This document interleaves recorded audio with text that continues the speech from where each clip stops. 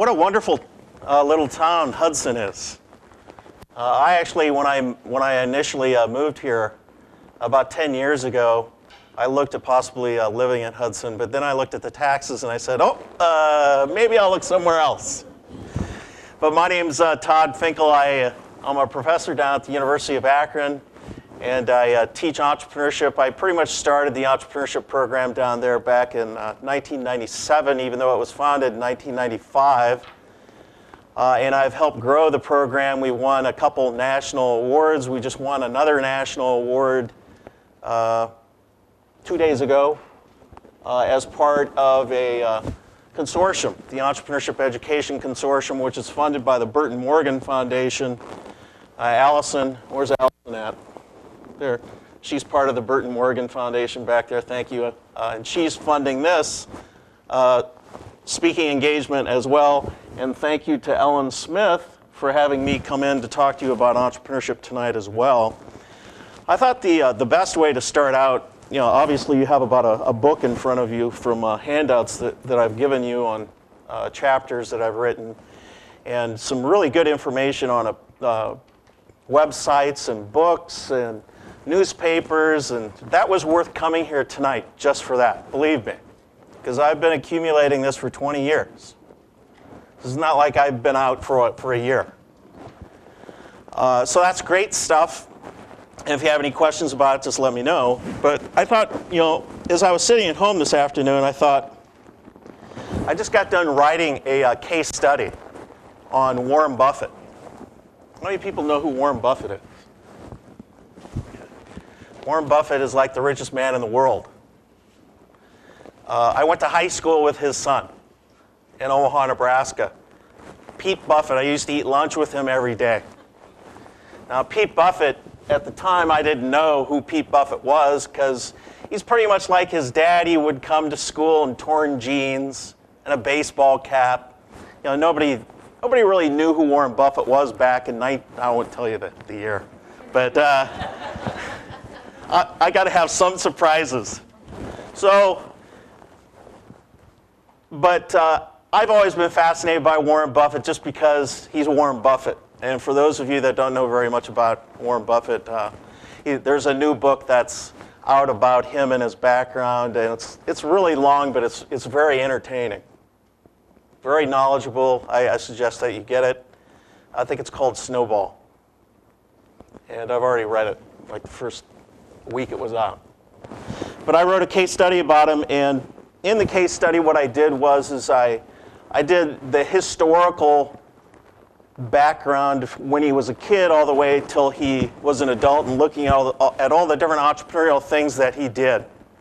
And I included all that stuff in the case study, and I thought, wow, how wonderful is this if you were a student to read this at such a young age and learn from what Warren Buffett did, the things that he did.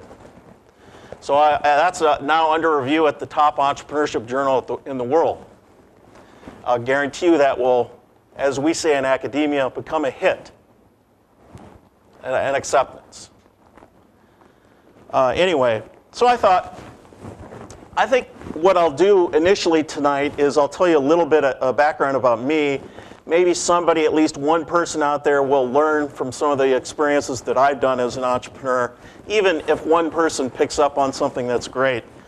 And then what I'll do is I'll go in and talk a little bit about what I think entrepreneurship is from teaching entrepreneurship for about 20 years in academia and from being an entrepreneur myself and growing up in a family business.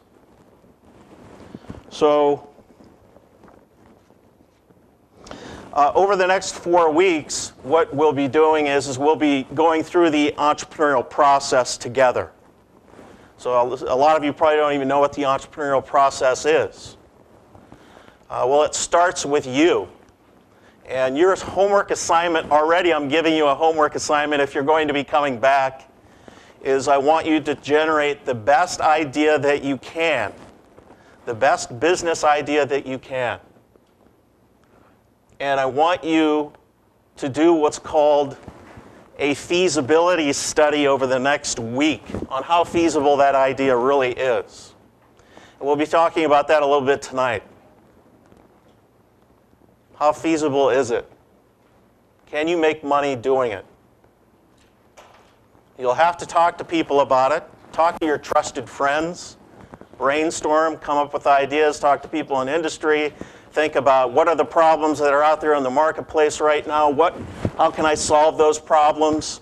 How can I take advantage of opportunities? How can I take advantage of change? What's happening with the election next Tuesday? That's going to have a significant change on our whole world. You know, healthcare is going to change, right? But with change comes opportunity, right? We're entrepreneurs. We look at things optimistically. How can we take advantage of things? We tend to be opportunistic people, entrepreneurs. So we'll be looking at that tonight. We'll be looking at business plans next week, taking that idea that you've come up with and determining whether or not it's feasible or not, whether or not you can make money. Then moving forward, developing what's called a business plan. The business plan is used to raise money. Now, if you already have a business, maybe you don't have to raise money, but maybe you're selling your employees on what it is that you're trying to do. Maybe you're trying to use it to give yourself more direction with your business. It should be like a blueprint. Every business should have some sort of business plan. A good business plan usually takes 3 months at 40 hours a week. You have 1 week. That was a joke. It's true, but that was a joke. For this class, you have 1 week. You have 1 week for the feasibility study. You have 1 week for the business plan. You have 1 week to go get money, and 1 week to grow.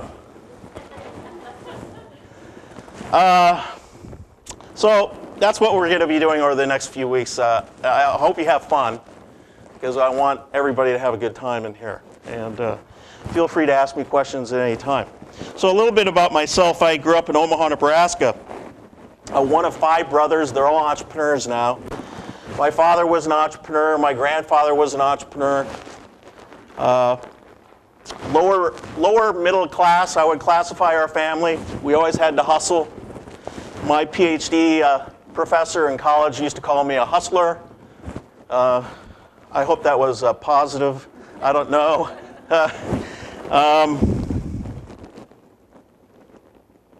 As a kid, I started working at the age of 5 at my dad's business, and in return for working for my dad's business, he gave us food. That was our reward. By the time I was 8 or 9, I began selling lemonade on the corner. I was selling what are called creepy crawlers. Does anybody know what a creepy crawler is? Oh, you guys, you're my favorite. Creepy crawlers. They were very popular. I also sold baseball cards. I traded baseball cards, bought them, kind of wheeled and dealed. Then I started getting into paper routes. Started getting into making money through paper routes. Then I started, and I kind of sold out, and I started working for the big guy. And at the age of 14, I was a busboy for a dinner theater, a busboy and a dishwasher. So I've kind of been through the whole gamut there, and I can sit here and continue on. I've been through all that crap.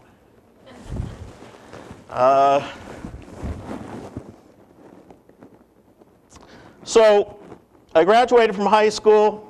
Didn't really have enough money to go anywhere. I was smart, but I wasn't real smart. I mean, I was the kind of guy who would get a B+. You know, I didn't get straight A's. But I worked hard. You know, I got about a 3.5 in undergrad. So, I mean, I was smart, but I wasn't gifted. So I wasn't able to get a free ride anywhere, which was okay, I guess. I don't know. I guess it would have been nice. But so I ended up at the University of Nebraska-Lincoln, went to school there, and ended up getting a degree, believe it or not, in life sciences with an emphasis in biochemistry. Can you believe that? Biochemistry. So with my degree in biochemistry, I got into dental school and I said I don't want to work in people's mouths anymore. Who the hell would want to do that? I'm not doing that. I'm going to do something else. Sorry if you're a dentist out there, I apologize, but that's just the way I felt at the time. So when I was in college, I met a friend of mine, and his dad was from California. And when we visited his dad, he was really into stocks and bonds and the stock market. He always had it going on the TV, and it got my attention when I was 19. And I always had a fascination with that. So after college, actually even before that, I had a job. I got a job at Fortune 500 company. I forgot to tell you. It was so short, it wasn't even really worth mentioning, but I did. It's important that I tell you this. I worked at a Fortune 500 company for probably about a month. I hated it so much. We came out during the recession in 1982, our class. Nobody could find a job. I mean, it took me a year to find a job. It was bad. So if there are people out here that don't have a job, I empathize with you. I've been there. I've done that. But you have to be persistent. And don't just go for the money like I did. I went for the money. That's what my mom told me my whole life. That's what would make you happy, but it didn't. So I got this great job, and I was making great money, and I had a great car, and all this other crap. And I was miserable. I hated it. My friends were all envious of me because I had this great job, but I wasn't happy at all. And they looked at corporate America working in a Fortune 500 company as security. Now, remember, this is 25 years ago. Now I've given away my age. 25 years ago, I looked at it as insecurity. I looked at working for a big company as, hey, they can get rid of me anytime they want. And that scared me. I said, I'm going to go in a different direction. I don't think I'm going to go that route. I quit. I didn't have another job, but I quit. So I went back, and I guess I went back into something that I really had a passion for, that I had an interest in, which was investments, even though I really didn't know that much about it. I started reading everything I could get my hands on that. And I went back to the restaurant industry, which I grew up in, and I worked in that for 5 years to pay the bills while I was doing the investment thing and learning as much as I could about that. Started an investment partnership with a friend of mine, and we ended up investing in commodities and futures contracts. And we did that for about 2 years, and we kind of went like this. Well, just like the stock market does today, we kind of did that for about 2 years. So eventually we came to a point, and look, don't get me wrong, I loved doing that. I had a great time. It was a lot of fun. But it was like gambling. I mean, look at what's going on today with the stock market. If you don't think that's gambling, you're crazy. So we both came to the conclusion, one week we'd be talking about what color our Porsches were going to be. Then the next week we were talking about where we were going to graduate school. Well, the latter became true. We both ended up going to the University of Wisconsin-Madison for a graduate school. And he was a year ahead of me. He was a little bit older than I was. And it was about $100,000 in today's dollars to get an MBA at the University of Wisconsin. Okay, $100,000. I didn't have $100,000, so I had to come up with another way of trying to pay my way to go to school. It's one thing to get into a good school. It's another whole different world, as you well know, for those who have kids, to pay for that school. So I created another business. Started another business. So this next business was successful. I started an entertainment company providing music for weddings and dances and reunions and parties, and I supplied music for the Madison Muskies, which is a professional baseball team affiliate of the Oakland A's, and I did well. To help me get started and going in that direction, you'll laugh, you'll love this. It should be in a book. I lived in a funeral home. All right? I'm not lying. So my friend had a friend who was living in a funeral home. He got free rent. So he was on call to go pick up dead bodies. And so I had a beeper. So here I am. I'm in graduate school at Wisconsin, which was rated 18th in the world at that time. Very stressful, very competitive. CEOs' sons, incredible egos. Here I am with a beeper, going around picking up dead bodies and cleaning up a funeral home every night, just so I could be there. Not including the business that I was working to build up.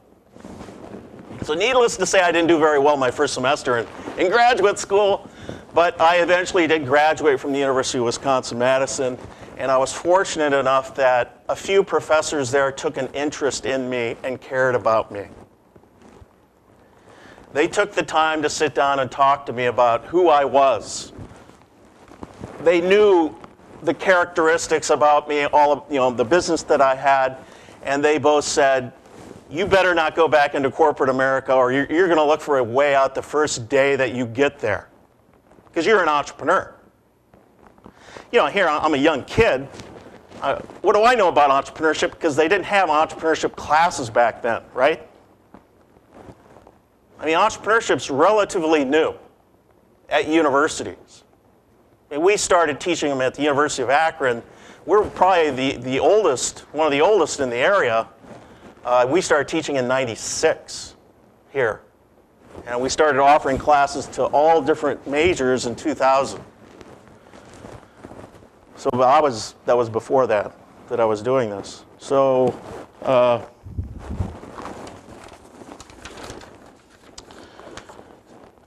these professors really took an interest in me, wanted to help me. They said, why don't you look at going into a PhD program?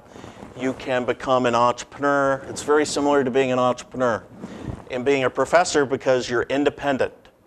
The number one driving force of an entrepreneur for men is freedom and independence. It's not money. Did you know that?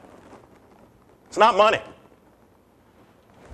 It's freedom and independence for men. Money's number 2 for men. For women, it's number 4. Just in general terms, according to the research. Job satisfaction is the number 1 reason for women to become an entrepreneur. Because in the corporate world, women have such a hard time breaking through that glass ceiling effect. So I ended up applying to a PhD program, and I got in. There was only 2 PhD programs in entrepreneurship in the country at that time. One was at the University of Pennsylvania. Another was at the University of Georgia. That's how new I was in the field. There was only 2 schools. So I applied at both of them. Well, how the hell am I going to afford to go to the University of Pennsylvania? University of Pennsylvania probably would have been $400,000 or $500,000 to go there in today's dollars. So I knew I didn't.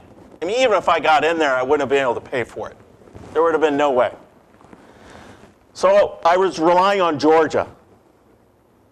And Georgia, for those people who have business degrees out there, if you recall a class that you took called Business Policy or Strategic Management, Chuck Hofer is the guy that wrote the first book on strategic management. He was the guy that was running the program down there.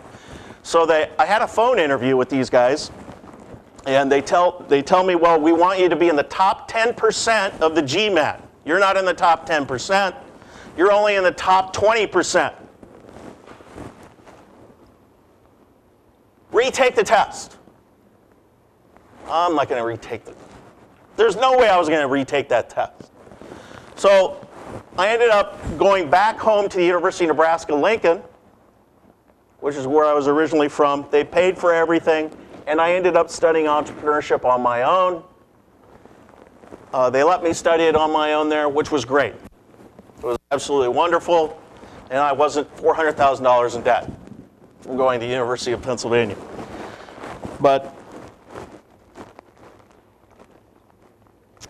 so I studied entrepreneurship in the PhD program. I was an entrepreneur within academia. There really were only 2 programs at that time. I came out, there was maybe 4 jobs that were open in entrepreneurship. And to make a long story short, here I am up here in Akron. This was one of the few schools that had an opening, a full-time opening for an entrepreneurship at that time. And that's why I came here, was because there was an opening at the university. We have an undergraduate program at the University of Akron, a undergraduate minor, certificate, and MBA concentration in entrepreneurship. We've been around for a long time. We have a number of honors that we've had. I don't want to go into all that stuff, but we're good. Let's just put it at that. So that's a little bit about me. I just wanted to go over that with you, just so you get a good idea of who I am. Now what I'd like to do is I'd like to go over some material with you about entrepreneurship. I kind of talked to you a little bit about what entrepreneurship is in my introduction speech. Now I'm going to go through it with you here. And being an entrepreneur is really a lot of fun. You know, the best part about being an entrepreneur is seeing the check with your name on it. And knowing that you can take care of yourself and you don't have to rely on anybody else. And after all the crap that I've been through, believe me, that's important. So that's why I emphasize, I'm so pro-entrepreneurship, I'm so pro-small business, just because of where I came from and who I am. So some of the learning objectives we're going to go over here over the next few minutes is what is entrepreneurship? What's the difference between entrepreneurship and small business? What's the current state of entrepreneurship, types of entrepreneurs, process of entrepreneurship? Where does entrepreneurship flourish? Some of the rewards and drawbacks of entrepreneurship, examples of successful entrepreneurs, characteristics of entrepreneurs, what did the most successful entrepreneurs do, and some entrepreneurship trends.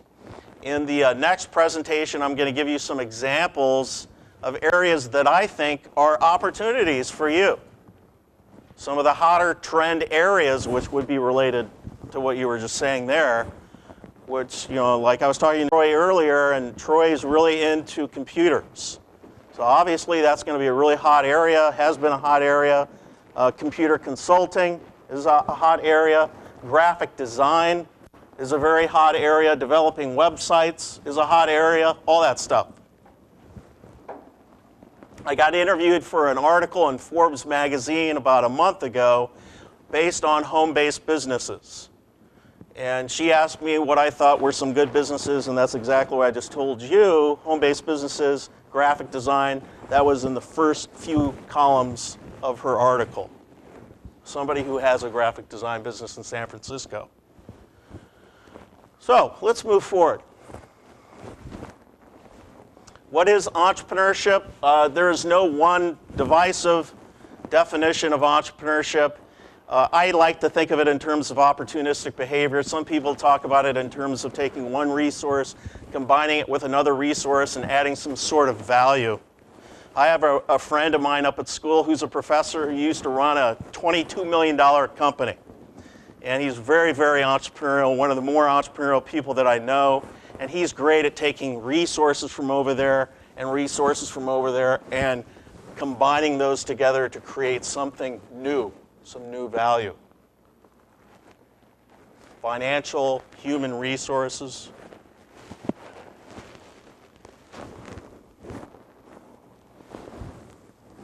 It's a process. We're talking about creating value again. Opportunity-driven behavior.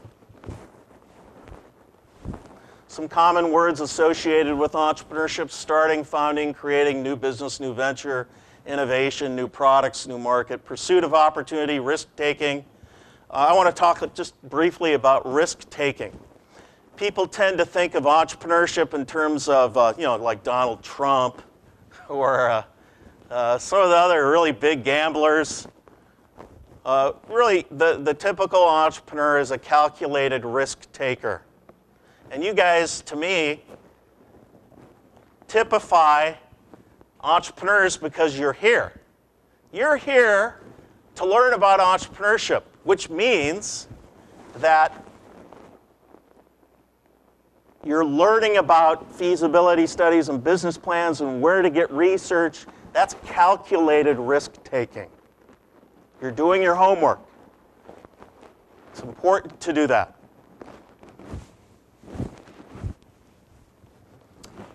The entrepreneurial process, again, self-introspection, idea generation, opportunity-seeking behavior.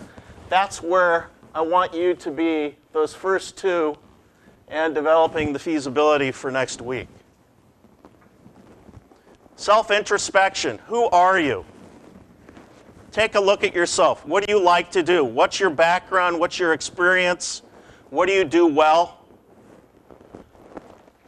Then look at the external environment, what's happening externally, what are the problems that are out there, how could you solve those problems, how can you take advantage of them, how can you create something brand new. I remember back in, I think it was 1998 or 95, I read an article in the Wall Street Journal, I'll never forget this, on the left-hand side. Jeff Bezos, an investment banker on Wall Street, has decided to create his own company called Amazon.com. Never forget that. And I was thinking to myself, So really he created a new industry.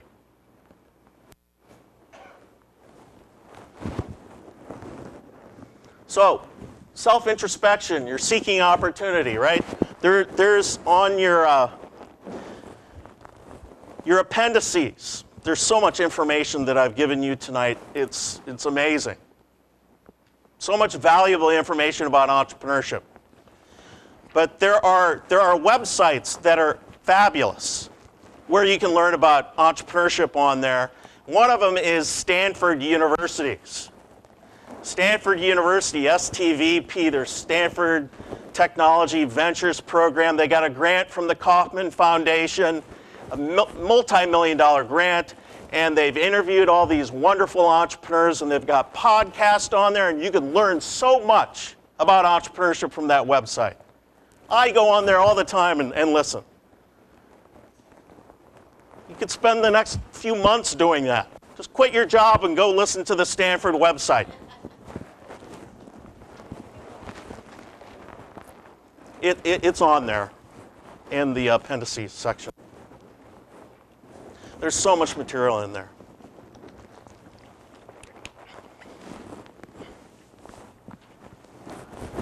So,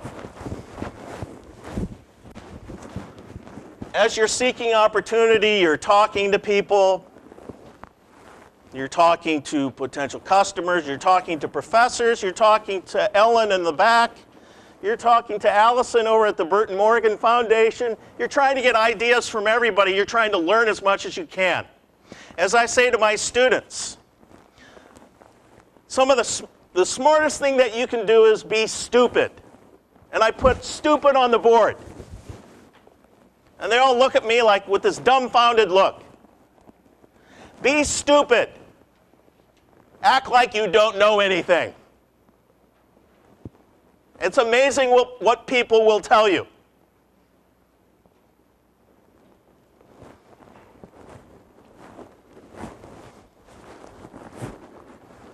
So then we'll focus on the business plan next week, getting the money, implementing and growing the venture. And the entire time, of course, you're building relationships, which is everything in life, right?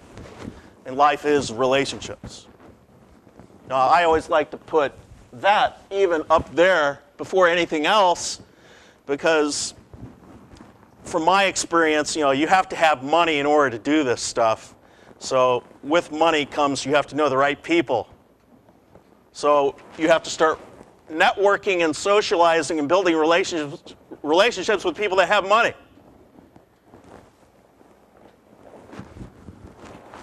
If you don't have money, you don't really want to finance your business on credit cards. I've been there and I've done that. And at the time that I did it, it was at 13%. And I was in school full time. Maxed out. Been there, done that. You don't want to do that. So what's the difference between entrepreneurship and small business management? A small business owner is really somebody who's kind of content with status quo And my dad was like that. My dad wasn't really a big-time entrepreneur. I mean, he was an entrepreneur because he started his own business, but after that, he wasn't really interested in growing it and doing new innovations, maybe franchising. Entrepreneurs are more interested in doing things like that and growing. New product lines, services. Categories of small businesses, gazelles, are greater than 500 employees. Typically, the Small Business Administration classifies small businesses as having less than 100 employees. And then you have, of course, the self-employed. I was talking to somebody earlier, and I said, well, you don't own a business. You've got people that are already contacting you that want your service. Well, you can go to Kinko's tonight and get business cards made, and you can be in business tomorrow making money. Right? Why not? You don't need to register with the state. You can use your Social Security number, and you can be a sole proprietor, right? Liability is an issue, yeah. I did mention that to him. You need to get liability insurance if you need it. You may not need it. Good point. I said a universal liability policy. Universal policy.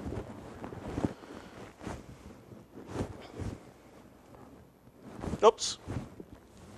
Current state of entrepreneurship, 99.9% of businesses in the United States are small businesses, less than 500 employees. 58.6 million Americans run their own business and provide 50% of the private sector jobs. Over 50% of college graduates will own their own business someday. How about that? Isn't that interesting?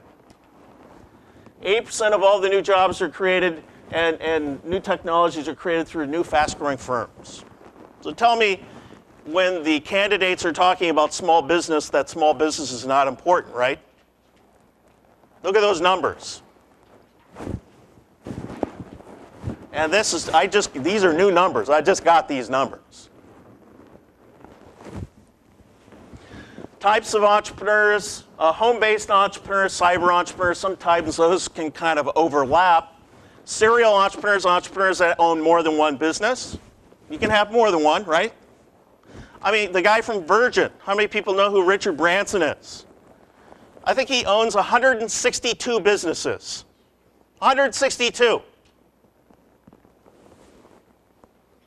Is he a public company? No, he's a private company. He doesn't want people telling him what to do. He's great. He's a classic entrepreneur. I love Richard Branson. Richard Branson, let me tell you something about Richard Branson. Richard Branson, I believe, dropped out of school when he was 15. 15. He has dyslexia.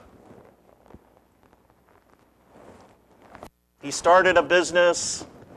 I think his first business was a magazine, and then he started a record store. You know these big Virgin record stores. His big claim to fame, what really got him over the hump, was he signed Mike Oldfield. How many people know who Mike Oldfield is? Oh, hey, who is he? Tubular Bells, you're absolutely correct.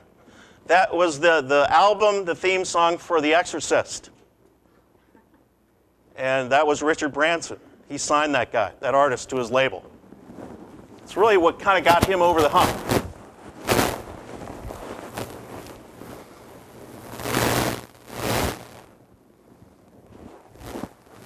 So you've got traditional entrepreneurs, nonprofit entrepreneurs, which is the Burton Morgan Foundation back there. By the way, you're really lucky to have the Burton Morgan Foundation in your backyard. They are a big supporter of entrepreneurship. Very big supporter of the community. And of course, corporate entrepreneurship as well. Corporate entrepreneurship is a whole other animal that I can talk about where you're trying to create new products, new innovations, new ways of saving money within existing organizations. And there are certain ways that you can do that to foster that. But entrepreneurs are a unique breed. Very unique. They need their freedom and their independence. You need to shelter them within an existing organization so that that creativity can flow, because there's a big correlation between creativity and entrepreneurship. The last thing you want is a boss on their back all the time. That's a great way to get rid of an entrepreneur. They'll leave. And the heavens know we all need entrepreneurs in our organizations. If they were on my back where I'm at, I would leave. Thank God they're not. Maybe they will be after today. They're tape recording me. So let's go on. Where can entrepreneurship flourish? New businesses, small businesses, family businesses, corporate entrepreneurship, franchising. Franchising is really hot right now too. Nonprofit organizations, government. Some of the rewards of being an entrepreneur. There was a book written in 1996 by two Georgia State professors that interviewed millionaires. And that what they found was that 2/3 of all the millionaires were small business owners. Now that was written back in 1996. I don't know if that still holds up in 2008. But that's a pretty good number. Other rewards of being an entrepreneur: control your own destiny, freedom, and you're having fun. Research has shown that your stress level goes down working on your own versus working for others, because you have others that are looking down your back. So your stress, even though you may be working longer hours, if you're a small business owner, and you probably will, your stress level will go down.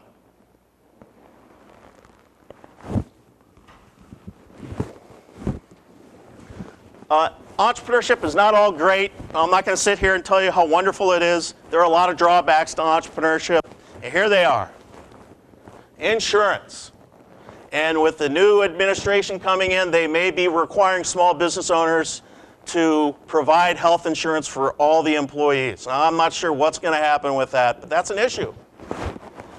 Cash flow, taxes, unreasonable government regulation, electricity, fuel, energy, hard work, stressful employees, uncertainty. I don't know if you guys can see that, but some of the entrepreneurial personality traits: a strong desire to achieve an internal locus of control. Internal locus of control meaning that they don't tend to blame others for things that happen to them. They're focused internally. They take responsibility for things that happen to them. They don't blame their troubles on others. They take responsibility. They're calculated risk takers. Commitment, perseverance, determination, high need for independence, self-confident, optimistic, tolerance for failure, persistent, problem solving, opportunity orientation. They have integrity. If you don't have integrity and you own a business, you're in trouble. You won't last. High energy level, resourcefulness, creative, innovative. They have vision. They're team builders. Men are more confident, less flexible. Women are more creative and deal with the environment better. Men, the two primary motivators, again, are independence and money. Women, job satisfaction, achievement, opportunity, and money. Reasons why people go out and become an entrepreneur: layoffs, job dissatisfaction, to control their own destiny, and stumble across opportunities. Are you ready to become an entrepreneur? Do you have the money? Do you have the experience? Do you have the education? The most successful entrepreneurs have education, which is what you're getting tonight, and experience. Education and experience, preferably experience within the industry that you're going into. So what I usually say to my students is, if you're interested in becoming an entrepreneur in a certain area, go get experience in working for a company for 6 months to a year, and ask as many questions as you can and learn as much as you can about that industry, that company. And then you'll be a lot more prepared to go out and do your own thing. Age. When can you start a business? Anytime you want. Of course, when you're younger and you have a family, it's harder. And when you're older and you have kids in college, it's harder. So But don't let that stop you. Because you can write a business plan and go get money, right?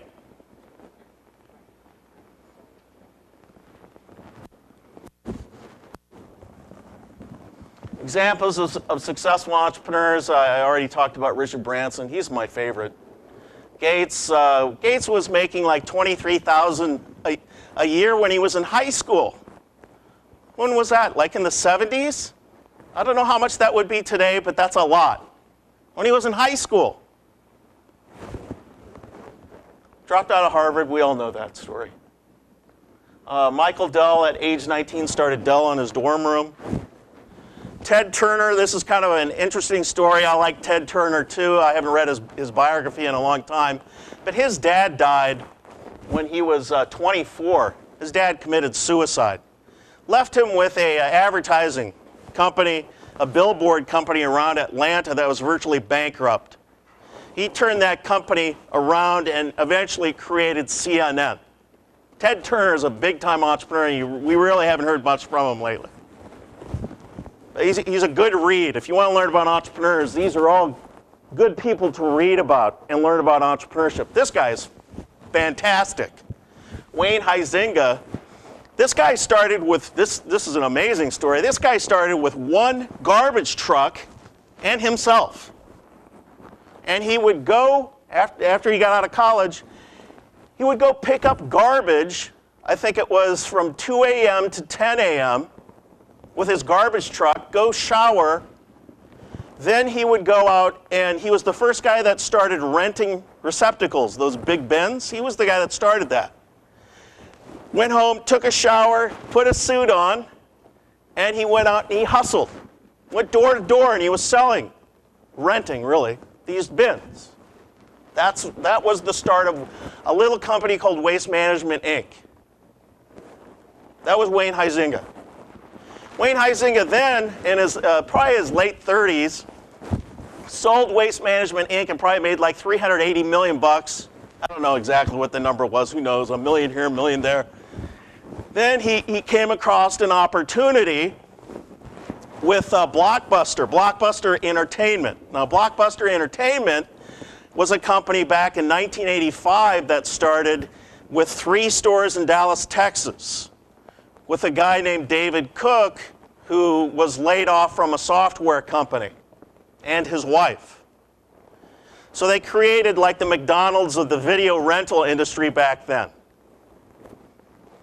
Huizinga sees an opportunity to team up with them because they needed financing. He ends up working with them, taking them national, buying the guy out. I think it was for like $1.5 million. The guy didn't know what he was doing, obviously. And he ended up taking it internationally, and he cashed out of that. He sold it to Viacom, I think, for $300. He made another $380 million or something like that. Then he started another company. After he got out of that, he said he retired for 2 weeks. He played golf for 2 weeks, and he got bored. He was bored. He started another company, this is, I think, in '97, called Republic Industries. This is how smart this guy is. In 1997, he started a security company and a water company. 97. That's how smart that guy is. Then he started buying up all the Toyota dealerships. And then Toyota got pissed off and sued him because he owned too many Toyota dealerships. I don't know whatever happened to that. But he's a very interesting guy to study. All right. What do I do to prepare to become a successful entrepreneur? You seek higher education. Most failures occur if you have experience in no education. Get work experience, marketing, finance, and/or line, and participate in new ventures. What did the most successful entrepreneurs do to become successful? They had startup experience. They knew where they had weaknesses, knew where to seek advice, social networks. They got professional help. They were proactive. They knew where to go. You know, you can't know everything. And entrepreneurship is so dynamic and it changes so much every day that you have to realize what your weaknesses are and where to go to get that information. And if you're a real entrepreneur, where to go to get that free information, or from your friends, or have an advisory board that will help you.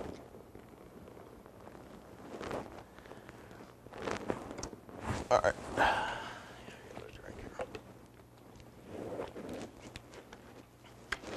You have to have a good accountant, a good attorney, develop a relationship with a banker, at least one banker. Preferably have somebody on your advisory board that has access to money. Have I talked about money at all tonight? Money is important. We'll talk about that in a couple of weeks. So the most successful entrepreneurs are business and profit oriented. They're always reading and learning, and they surround themselves with sharp people. They're not afraid to hire people that are smarter than themselves. You're only as good as the people that you hire. Current trends, recent survey of high school seniors found that 70% of them want to own their own business, and 86% wanted to learn more. Half of their parents said that they wanted to own their own business. I'm going to skip that. The Millionaire Next Door, that book that we talked about earlier, where they interviewed all these entrepreneurs to find out some of their characteristics. They tend to be persistent. They're not ostentatious. They avoid status objects. I mean, they're not out buying these huge houses and these beautiful cars because they're investing.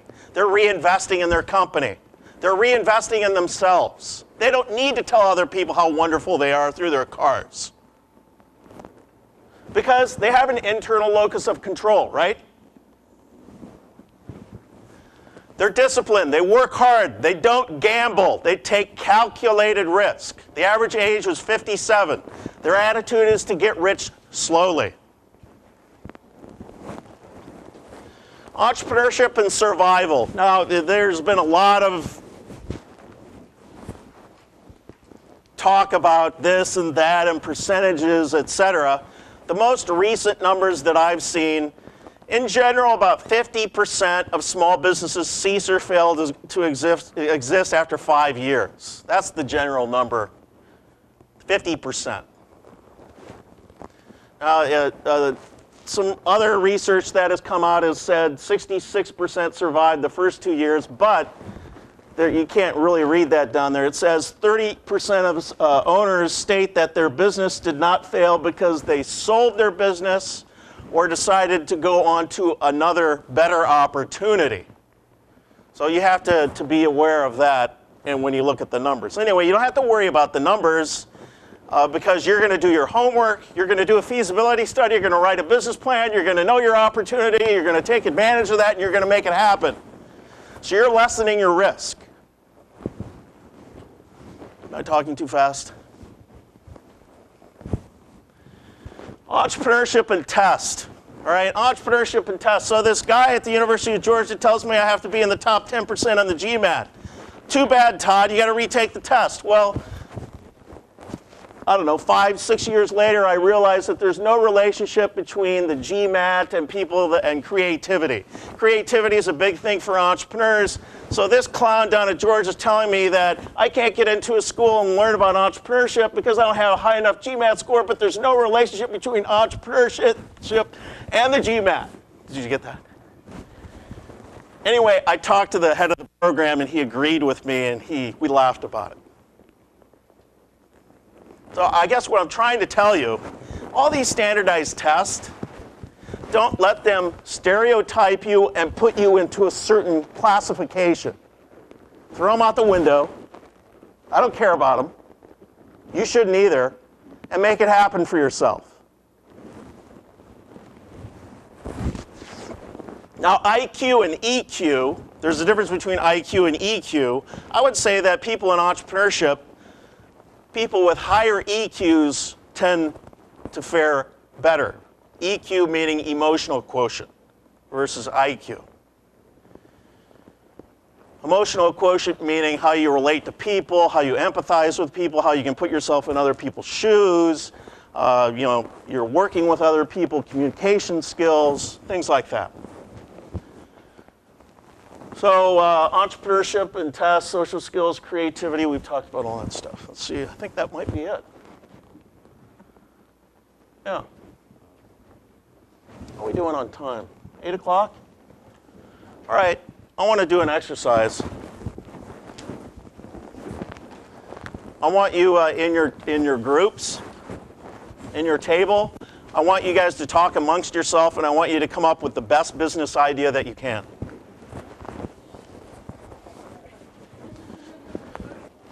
So, did you guys come up with some good ideas?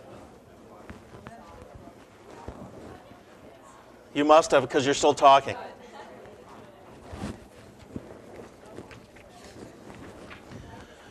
What I'd like to do now, we don't have that much time left. I'd like you to take out your appendices.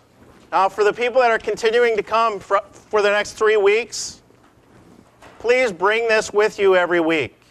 It's the appendices, it has, if you pick that up on the first page there, some of you have like 1 page, but for the ones that have 3 things on the side.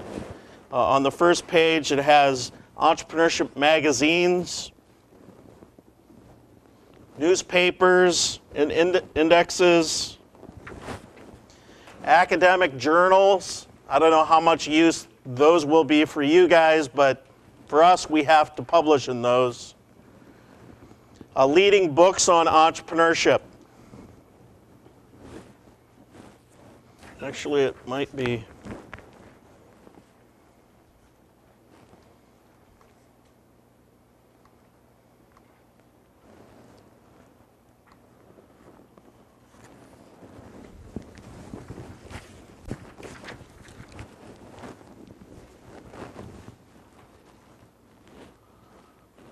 Yeah, leading books on entrepreneurship here. Jeff Timmons and Steve Spinelli, that's probably the best MBA entrepreneurship book in the world, the highest selling book. And there's a big slant towards entrepreneurial finance in that book. Structuring deals, debt financing, equity financing. That's the best book, in my opinion, in the world on that. Bruce Behringer and Dwayne Ireland have written a book that's more oriented towards feasibility analysis. That's more of an academic textbook. Bill Bygrave and Andy Zacharakis are at Babson College, which is usually ranked #1 in the world in entrepreneurship. And that's another book that they've written there called Entrepreneurship First Edition, which is right over here, and it won't even cost you any money, because the library has it. Here it is right here. It's a really good book.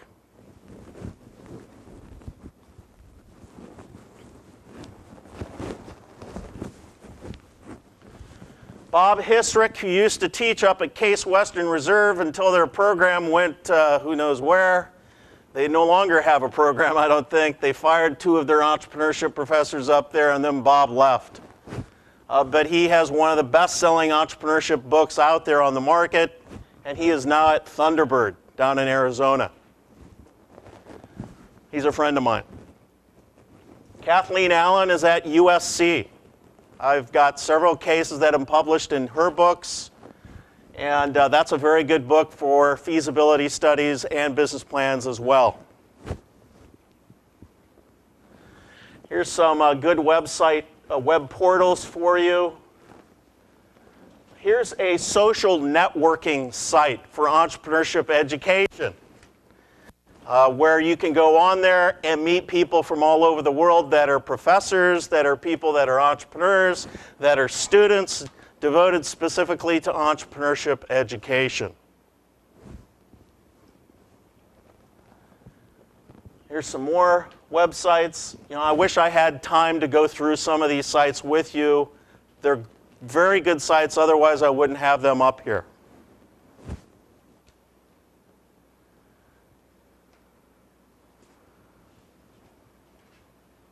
The SBA is great.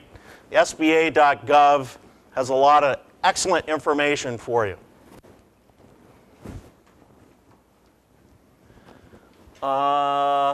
Entrepreneur.com is very good. The fastest growing 100 companies in the United States is good. If you're looking to go work for a fast growth company and you want to learn all about energy, I focus on specific industries, not entirely with my students, but I encourage them to go into areas where there are problems, such as energy. And so, I was looking at the fastest growing 100 companies in the United States the other day, and a lot of them are energy and healthcare. So that can kind of give you an idea of what's happening with the trends out there in the environment, if you look at the fastest growing companies. Home-based businesses, a website there. Here's some opportunities on how to buy a business or how to buy a franchise. The process of buying a business. These are other entrepreneurial opportunities for you. Franchising is another opportunity for you. And resources on writing a feasibility study, which is your assignment for next week. Did I say that already? You have to write a feasibility study for next week, or at least come up with a good idea.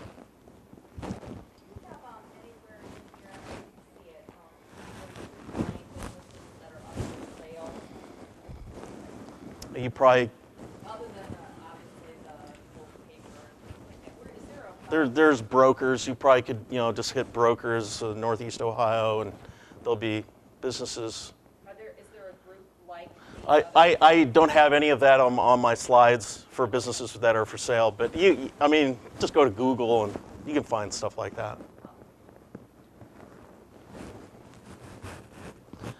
And a really good way to find out about businesses that are for sale is through talking to attorneys and accountants and finding out what's on the market, venture capitalists, investors.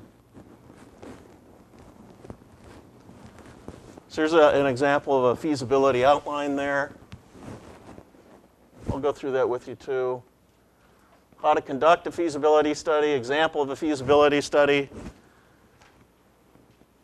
Free resources to help you write your business plan. Notice I say free. That's something that entrepreneurs love. That's right. Very good. Entrepreneurs like things for free because we don't have that much. Most entrepreneurs do things, they bootstrap. They try and do everything that they can with as little resources as possible. So you have the SBA, which is up in Cleveland. That can help you out. That's their job. They want to help you. That's how they get paid. You've got SCORE, who's going to have a couple offices here in the Hudson Library. You can set up appointments with them and get one-on-one counseling with them.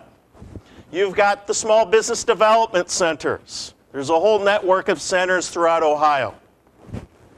The Kauffman Foundation is a great website for information, probably, in my opinion, next to Stanford's site, the best site for entrepreneurship education. And I've got Stanford right after that. Cornell's another great website. University of Texas Moot Corp is another wonderful website that gives you great examples of business plans.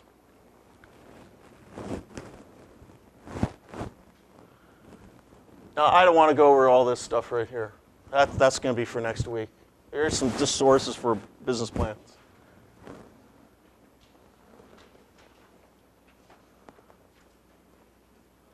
How to present a business plan. Finance, we'll do that in 2 weeks. Growth. All right. One other thing.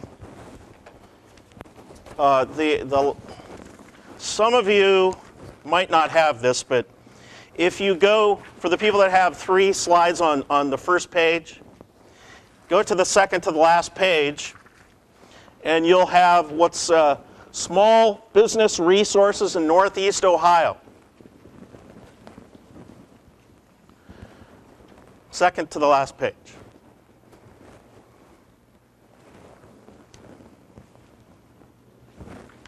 That's a pretty awesome page there. Now, the people that have just one slide aren't going to have this because we weren't expecting this big of a group, so we didn't get an opportunity to make a copy. But I'm sure Ellen would make a copy for you if you wanted it. This? Yeah. For the I don't think everybody has that. In the appendices? Yeah, it's not in there. I don't think it's in there.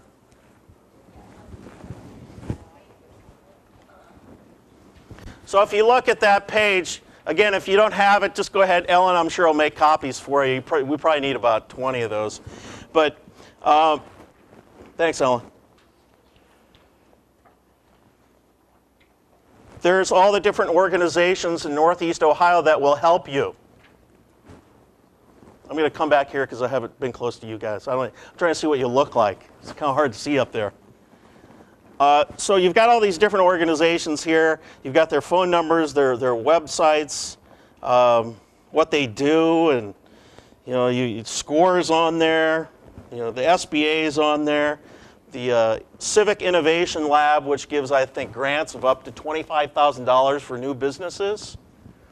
You need to keep a hold of that, and understand what all these different organizations are for, and they can help you. Then I think the following page after that, I've got something on there about Hudson. Thinking that most of you would be from Hudson, I put something in there about Hudson.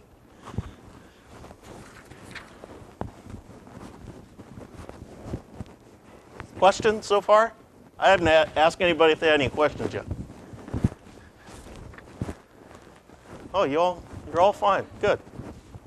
All right.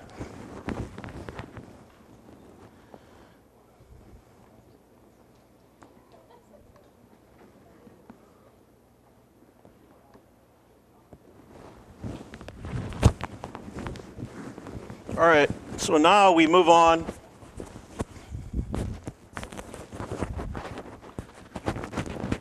to creativity, invention, innovation, ideas versus opportunities, sources of new venture ideas.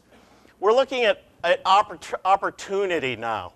We're looking at creativity, the opportunity focusing part of the entrepreneurial process. You've focused on who you are, what you're about, what your interests are.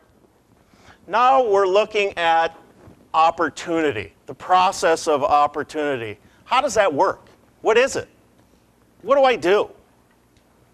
I mean, this word entrepreneurship, I remember when I first moved to Northeast Ohio, and I'd tell people I'm a professor of entrepreneurship, and 9 out of 10 people would look at me with this dumbfounded look on their face, like, what the hell is that?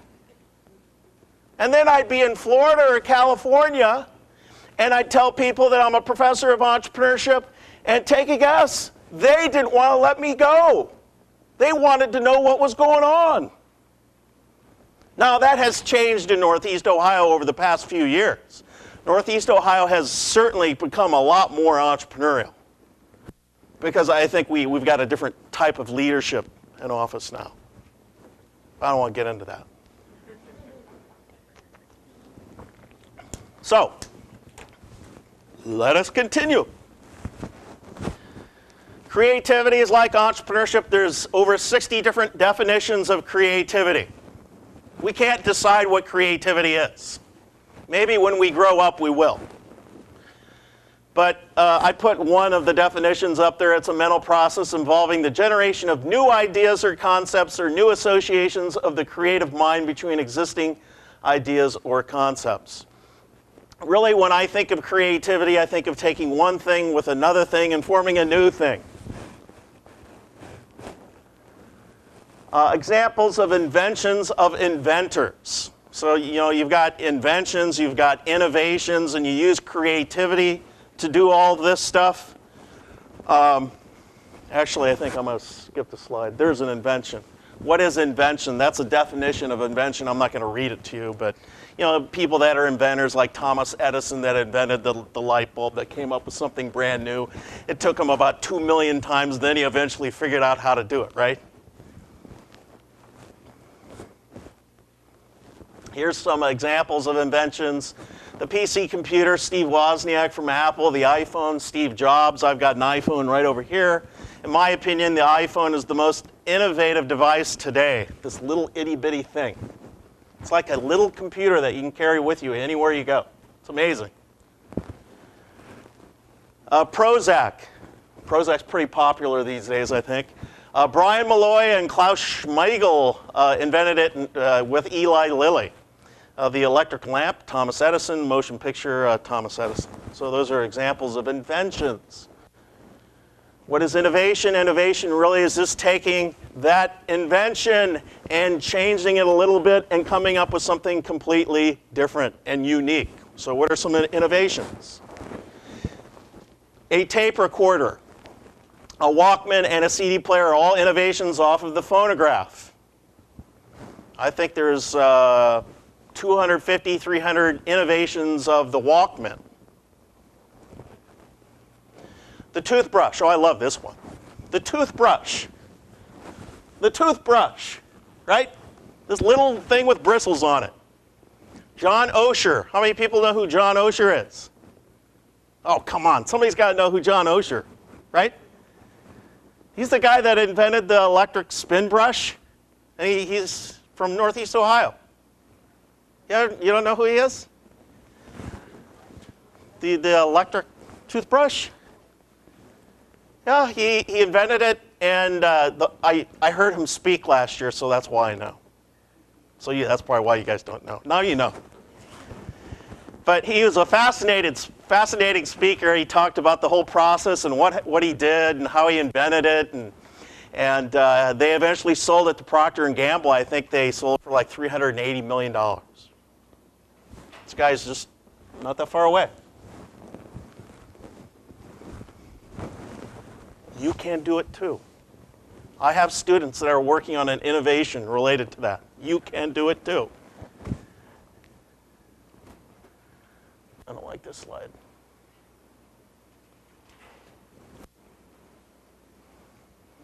Creativity, thinking outside of the box. Creativity flourishes at inefficient and annoying places. We tend to hire people that are similar to us, which is the wrong thing to do if you want creativity to flourish and new ideas and new ways of doing things. If you hire the same people, you do the same things.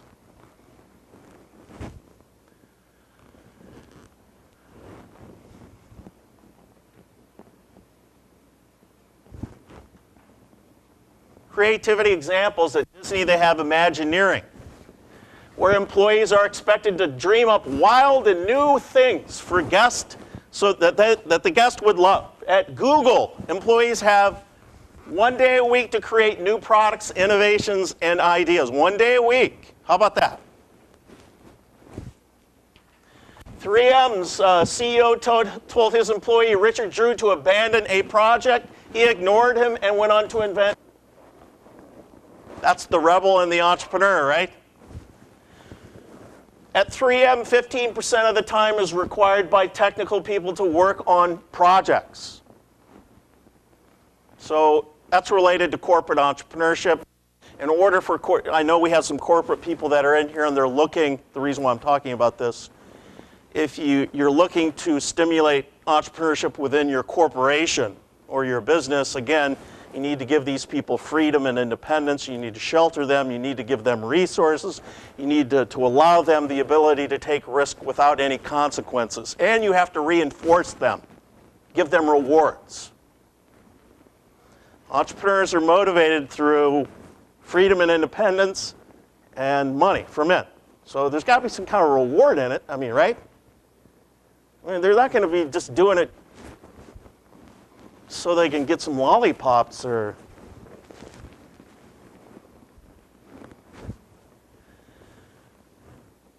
Picasso, Da Vinci did not succeed at a higher rate than their peers, but they produced more, which meant more successes and failures. Okay, let's talk about ideas versus opportunities. Ideas. The best ones predict a need a few years down the line and aim to meet that need. Opportunities turn the ideas into commercially viable venture. Feasibility, the next step, does it make financial sense? That's your assignment there, excluding who you are. Sources of new venture ideas, new uses for old things, Post-it notes, brainstorm, team up with an inventor. Microsoft, Paul Allen, and Apple, Wozniak, Steve Wozniak. Look to the government, news laws and regulations. How's the government going to change things? How does that open up opportunity for you? What geographical areas are not being serviced by an idea, product, or service? What I like to say to my students is I'll look at London, I'll look at New York, and I'll look at Los Angeles. I'll look at what those three cities are doing. Then I'll look at what we're doing here and see if there's any gaps. Because they tend to be on the cutting edge, right? So you can take what's going on there, whether it's in design or clothing or whatever the case may be, and then you could do it here, ahead of them. Or not them, but people here.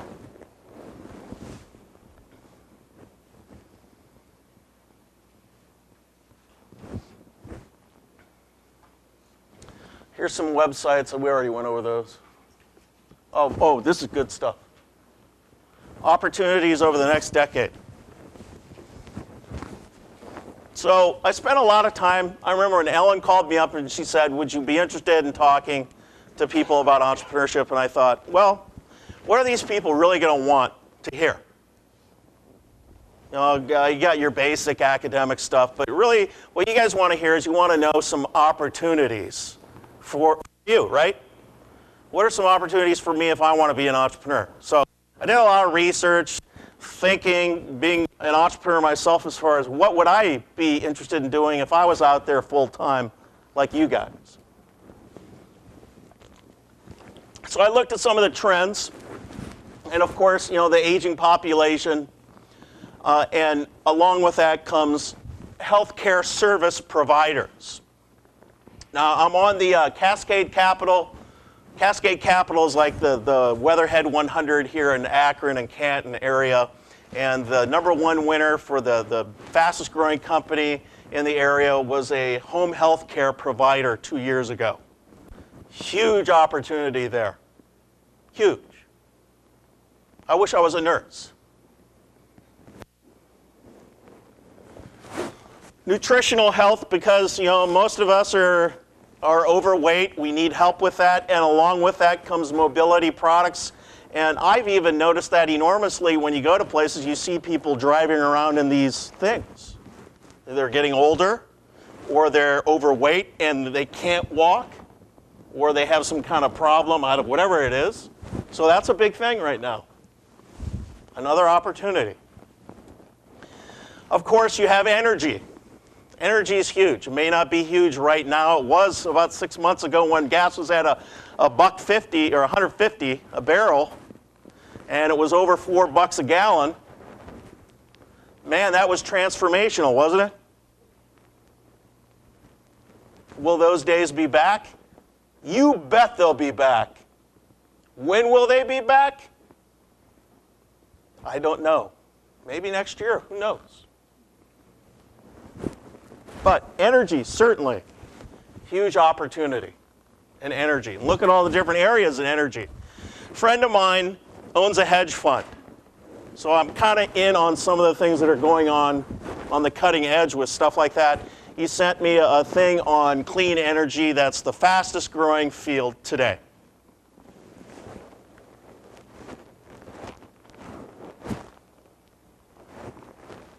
I'll get this right.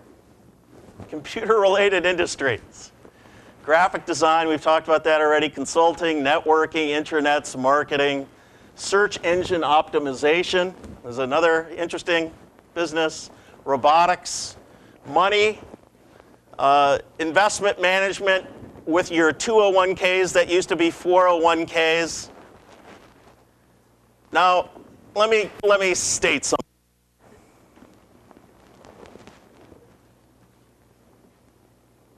Yeah, I better not do that. I'll get into trouble. I'm being tape recorded. I still work for somebody else. I could get into trouble. Believe me, I'm a rebel. I really am. Well, yeah, I do some consulting, yeah. So, what are some other areas? When I say risk management there, I'm not talking about going into managing people's money. I don't think that's a very good field right now. I said that to Forbes. When Forbes called me up, and she mentioned that as being number one or number two. She went and did research on her own. She did what a typical person would do, is she went to a database and looked at what all the net profit for each individual industry would be. And one of them at the top was, financial planners.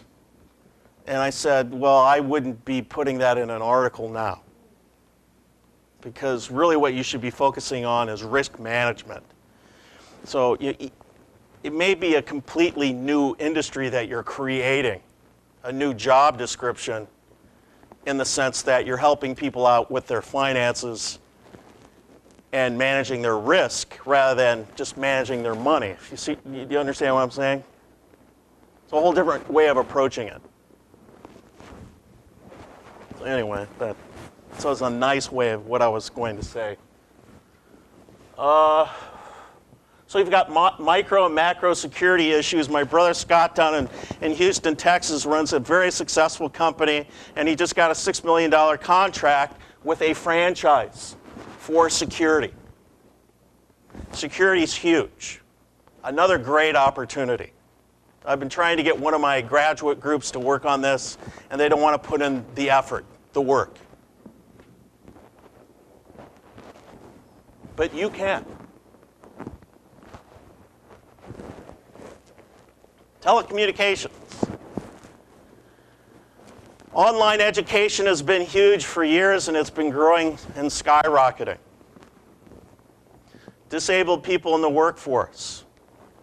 Regional airports, tighter immigration, discrimination, copyright, trademark law, protecting the environment and the resources, wearable computers for medical and fitness needs, biometrics, disappearance of consumers carrying cash, probably just a little card you're going to have now or a chip in a card. Corporate social responsibility should be huge. Where the money is going to come from, I don't know, but that should be huge, right? So now we've looked at some of the opportunities there. We've looked at, we've gone through the entrepreneurial process, and we've looked at who you are, and we've looked at opportunity. We're looking now at feasibility. How do we do a feasibility study? What are the things that we should be looking at? What are some of the questions that you need to do after you get your idea and you think that it's potentially feasible, but you need to really investigate it further? You've talked to some of your friends and family. Oh, the healthcare industry is growing so quickly. God, I think that there's going to be a great opportunity there. Home health care. I know there's somebody that's made a ton of money over there in Uniontown. They are the fastest growing company in the area. They're making a boatload of money. I think I can do something related to that, and I'm going to look into home health care. Now, you're going to do research on that. You're going to become an expert in home health care. You're going to find out where all the niches are in health care. You're going to look at everybody that everything's doing around here to find out where the holes are. Then you're going to figure out what it is that you want to do and do a feasibility study. You're going to be the expert on home health care.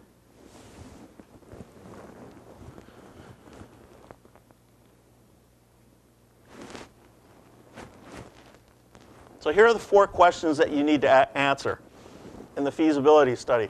What is the product or service you're going to be offering? Are there customers in a market of sufficient size to make the concept feasible? Do the capital requirements to start based on estimates of sales and expenses make sense? Meaning, can you make money? Can you make money doing this? Just because you like to do something, this is the biggest misconception of entrepreneurship. Just because you like to do something doesn't mean that you can make money doing it. Okay? Now, what a lot of professors will tell you in entrepreneurship, do what you love. Well, if I was doing what I loved, I would be playing in a rock band right now. All right? How feasible is that?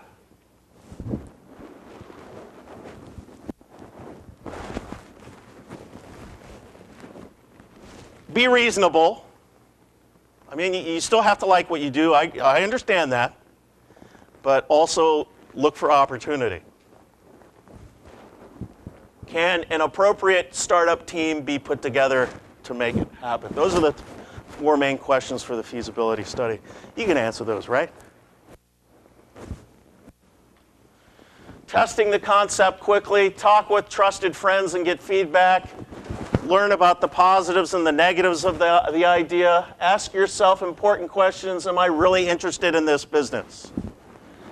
Is anyone else interested? Will people pay for what I am offering? If you pass this, then move on to writing the feasibility study. And then after you write the feasibility study and say, yeah, I think I can do this, I think I can make money, then you move on and do what? You write the business plan. Then after you write the business plan, you go on and you do what? You go get the money. Then after you get the money, you go on and you do what?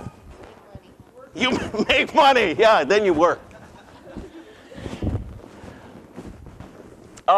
You're probably not going to be able to see that on your slide, but there, I got that from Kathy Allen's book. These are all the questions that you look at, and those are in your slides.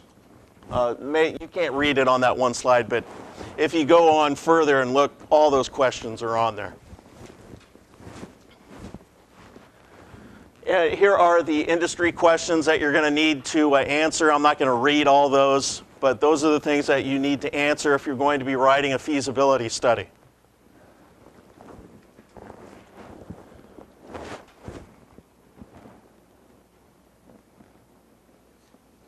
Market customer questions. Who's your customer going to be? Your target market. Have you talked to them? Distribution. Product. What are the features and benefits of your product? How are you differentiated from other people in the market? Why are people going to buy from you rather than the person next door to you? What makes you so unique that people are going to buy from you? Can you sell? How many people think they can sell out there? If you can't sell, you better get somebody that can, because you're not going to survive. People are not going to be knocking on your door if you put an ad in the yellow pages. Been there, done that.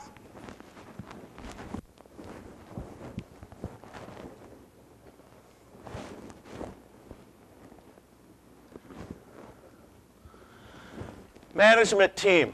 What experience and expertise does the founding team bring to the venture? What gaps do you have? How will you fill those gaps? Financial questions. How much money are you going to need? Break even, cash flow, all that stuff. This is stuff that you're probably not going to have enough time to do by next week, but think about it. What do investors look for? Really, the investors are going to look for your experience. They're going to look at your education. They're going to look at your background in the specific industry. Do you have any successful experience? They want to see a track record of success. You don't necessarily have to have experience in that industry if you get somebody else on your team that has successful experience in that industry. Investors, depending on the different type of investor, will want to see different things. This is something I probably should be talking about in 2 weeks, but investors in general, they want to see success. The most important thing that investors will want to see is a successful team. That's the most important thing. Your idea is secondary. Of course, they'll want an A-level idea, but they'll take an A-level team and a B idea, vice versa.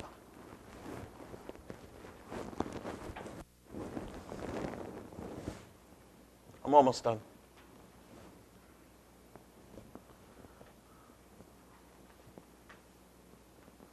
We don't have time for a brainstorming exercise. So, all right. So today we've looked at I've given you a handout on all these different sites, magazines, newspapers, periodicals, journals, great information for you. Spend some time looking at that. We've taken you through part of the entrepreneurial process. Your assignment for next week is to come up with an idea, determine whether or not you think it's feasible, and start answering some of those feasibility questions, as many as you can, and come to class ready and prepared to learn about business plans. Okay, you have your assignment. You're free to go. I'll see you next week. Thank you very much for coming. Yay!